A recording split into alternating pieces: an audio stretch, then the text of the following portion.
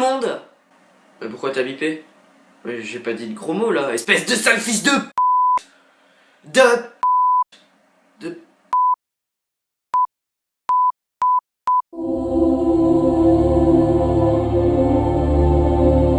Bref, je sais pas si vous avez remarqué, mais je vais faire une vidéo sur...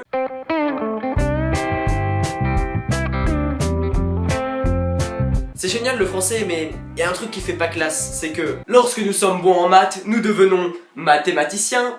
Lorsque nous sommes bons en physique, nous devenons physiciens. Lorsque nous sommes bons en histoire, nous devenons historiens. Lorsque nous sommes bons en français, nous devenons... Bah on devient français. Je suis pas déjà français moi par hasard? Non. Ah non, je suis pas français moi. D'accord, non, pas de problème. Quoi? Non, tu veux se fighter? Mais bon, c'est valable pour toutes les langues. Mais moi, j'ai beau avoir une journée de 8 heures de cours, 100 heures de français et une journée d'une seule heure de français, mon sac fait le même poids. Enfin moi en tout cas je vois pas la différence. Et oui mesdames et messieurs, car en français nous n'avons pas rien comme en sport. Nous avons un classeur à vider à chaque vacances scolaires, sinon il explose. Nous avons aussi un gros livre. En plus de ça, un dictionnaire pour enrichir son langage de temps à autre.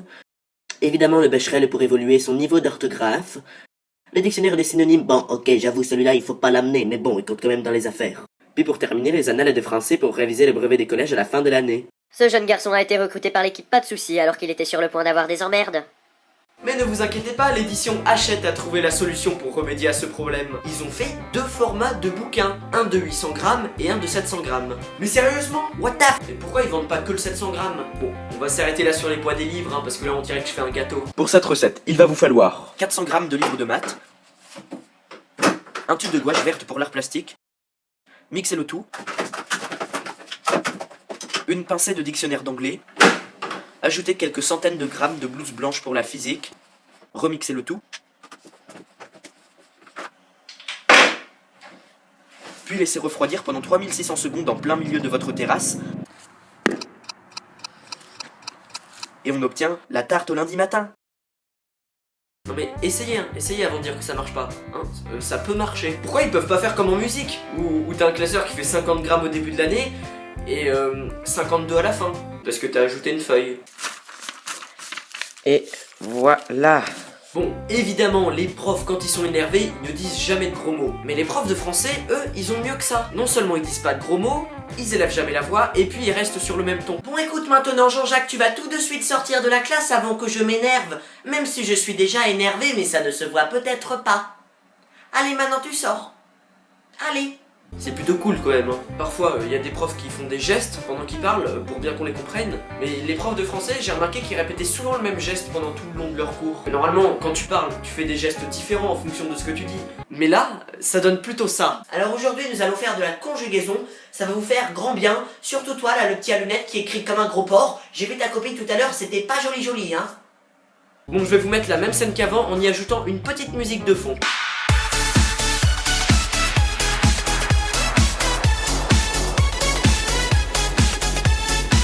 Bon, je suis pas non plus en train de coller des étiquettes sur le front de tous les profs de français, mais bon, il y a un autre truc que je comprends pas en français, c'est que quand Victor Hugo répète plusieurs fois le même mot dans une copie, on me dit que c'est une figure de style qui s'appelle la redondance. Et quand c'est moi qui répète plusieurs fois le même mot, on m'enlève des points en me disant que c'est des répétitions. Eh bah toi Victor, c'est parfait, tu m'as fait des belles redondances, c'est vraiment très agréable à lire.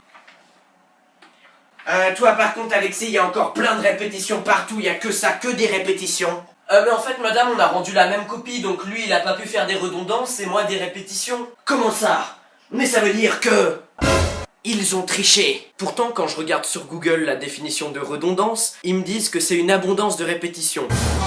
Bah oui, c'est bien ce que je dis, c'est des répétitions. Bon, je sais, j'ai pas mal critiqué pendant cette vidéo, mais sinon, moi j'aime bien le français, hein. C'est une très belle langue, c'est extrêmement dur à apprendre. La phonétique est quasiment impossible à prononcer pour les étrangers. Bref, y a tout pour plaire. Bon, sinon à part ça, tu peux t'abonner à ma chaîne YouTube, tu peux aimer la vidéo, et tu peux même partager la vidéo. Quelle chance on a de nos jours. Et puis tu peux aussi rejoindre ma page Facebook pour me corriger mes fautes d'orthographe. Enfin, de toute façon, entre nous, y en a pas. Et si tu souhaites avoir l'étiquette banane, c'est gratuit.